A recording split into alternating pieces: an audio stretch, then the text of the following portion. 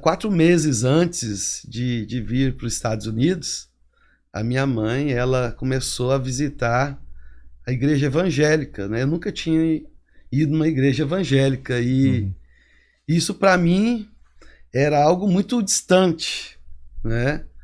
Até porque fora de moda, fora de moda, né? naquela época, né? Naquela época, para as pessoas crentes, alguém que usava terno e gravata e colocava a Bíblia debaixo do braço, uma coisa muito retrógrada, não entendia muito bem, então, normal.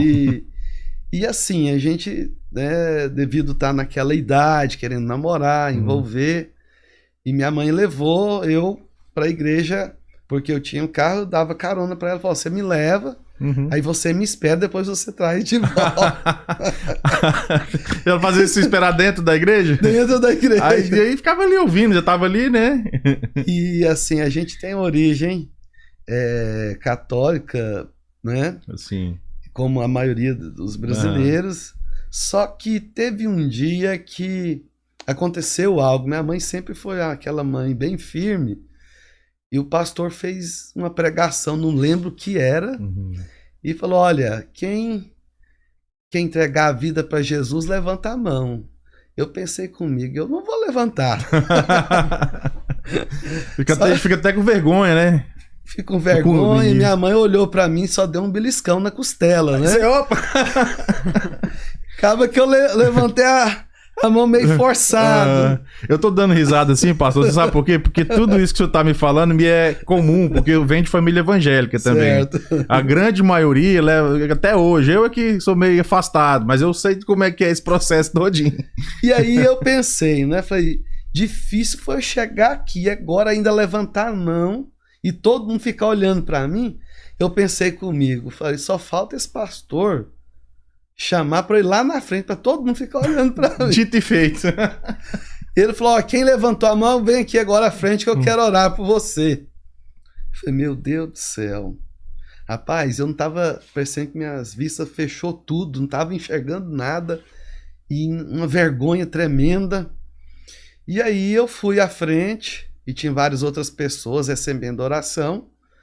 O pastor fez uma oração comigo, uma oração, a gente diz uma oração de entrega, né?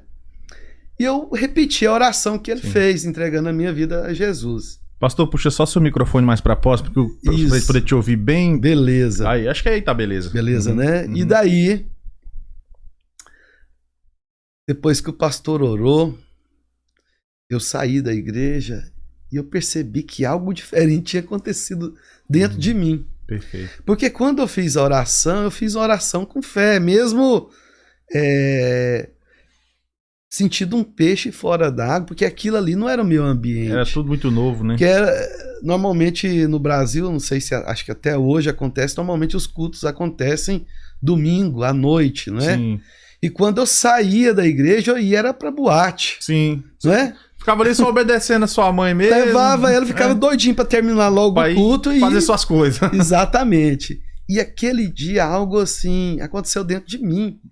Eu saí de lá assim, parecendo que tinha uma voz falando dentro de mim. Uma experiência que eu nunca tinha tido antes. E muito jovem, eu era envolvido com muita coisa do mundo, drogas, bebida, coisa nesse sentido. No dia seguinte, essa voz continuou falando comigo, né? Eu cheguei na casa de um rapaz e ele casado, a esposa dele trabalhando, ele tinha um filhinho, e ele começou a usar droga, e eu tive uma compaixão muito grande por aquele rapaz, porque ele tinha uma esposa muito linda, trabalhadeira, e ele não estava valorizando aquilo ali, e eu comecei a aconselhar a ele não fazer mais aquilo. Olha só, de um dia para o outro, como é que a coisa transforma, né? E aí, eu não assim, me libertei, né, dessas coisas de imediatamente, mas eu naturalmente, ninguém falou para mim que eu tinha de orar, falar com Deus, mas a partir daquele dia eu comecei a ter um relacionamento com Deus do meu jeito, né? Sim. E 4 meses depois eu cheguei aqui nos Estados Unidos. Olha! Que coisa. E aí eu morei na Califórnia, cheguei na Califórnia. Só pra eu entender, a família veio junto? Não, o senhor veio sozinho, já convertido? Eu vim, como diz os irmãos, né? Eu vim com aventura, né? Entendi. Entendeu? Uhum. Vim eu e outro rapaz. Nós viemos fazendo turismo pelo México até chegar aqui nos Estados Unidos. Beleza, né? hein? Legal. A gente fala com aventura, é por isso. É, né? imagina Entendeu? as aventuras que devem ter acontecido. 2 caras jovens pelo México ali.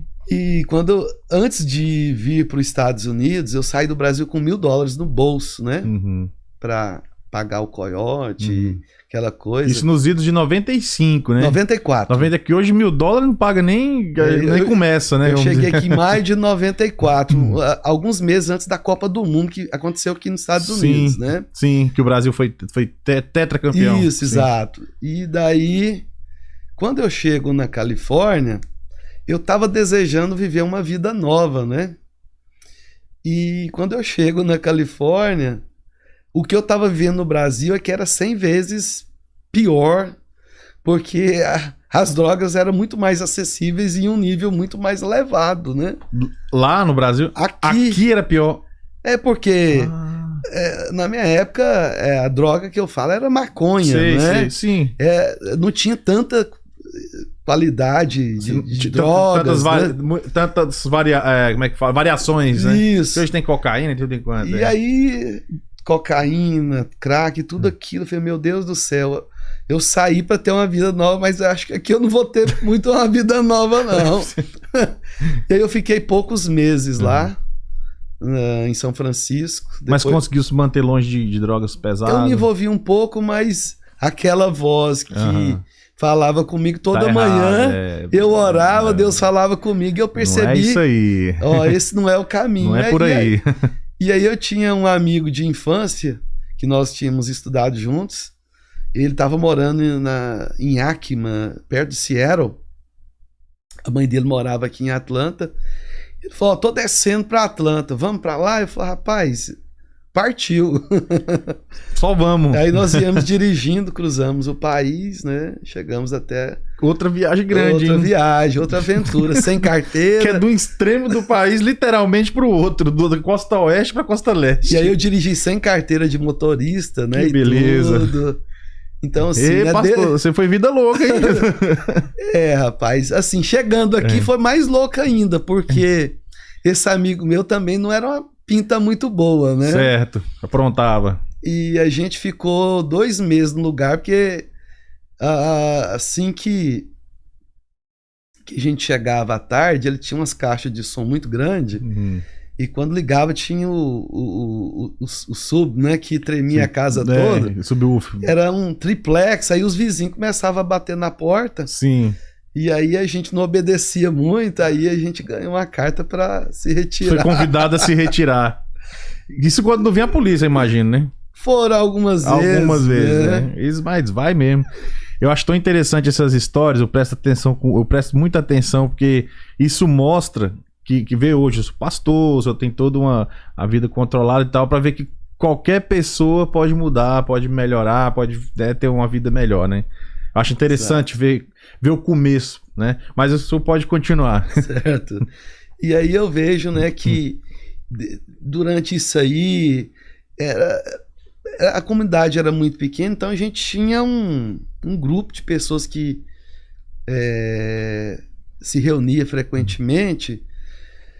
E aí foi batendo aquele vazio no meu coração e eu percebi que eu precisava realmente de ter uma vida nova. Eu vim para cá e nem preocupava muito com o trabalho. Trabalhava, mas não conseguia fazer nada. E, enfim. E aí eu tive a curiosidade de procurar se tinha alguma igreja evangélica aqui em Atlanta. Na época não tinha celular. Então, a maneira que você tinha para chegar nos lugares, você tinha de ligar, pegar a direção, anotar no papel e tal, né? Loja brasileira. Aí a gente tinha um pager, né? Na época a gente usava o pager, a pessoa ligava, colocava o número, você ligava de volta para ela e tal. Mas aí teve um domingo que eu descobri que tinha uma igreja, eu me perdi, quando eu cheguei já tinha acabado o culto. Cheguei no final do culto e as pessoas já estavam se dispersando, e eu fiquei muito, triste, porque parece que as pessoas não me deram atenção. Eu falei, você quer saber? Eu vou, né? eu não voltei mais. É porque a pessoa já às vezes já vai usando a última força pra chegar até ali, se não recebe aquela acolhida, a pessoa meio que já... Exato. Eu sei como é que é isso aí. A pessoa, então, quer saber? Não quero mais não. Mas, e aí, por que eu tô contando tudo isso, né? Porque na nossa vida como pessoa, tudo tem um processo, tudo tem o seu tempo, né? E para resumir até aqui, eu creio, né, que eu vim para os Estados Unidos com um objetivo, mas no meio do caminho Deus já tinha um propósito na minha vida, como tem na vida de todos, né? E graças a Deus que durante esse tempo foi um momento assim de processo mesmo, de querer, né, uma mudança, não por minha parte, mas é Deus que estava colocando esse desejo no meu coração. E aí eu fiquei desiludido com essa questão de igreja, voltei nessa questão de tocar o terror, porque eu sou assim, né? 880, né? E aí eu continuei, mas depois uma pessoa me convidou, né, para ir, tinha uma outra igreja que eles abriram aqui em Atlanta, e eu fui visitar e eu comecei a ter uma intimidade mais profunda com Deus nesse sentido aí. E aí Deus começou a trabalhar em várias áreas da minha vida, tanto profissional, espiritual, né? A coisa vai organizando, né? Foi colocando, né, no seu devido lugar, né? E... meio que encontrou o que estava procurando ali. Exatamente, exatamente. Aí onde que eu fui desenvolver um relacionamento mais íntimo com Deus, através da leitura da palavra, participando mesmo, né, de cultos.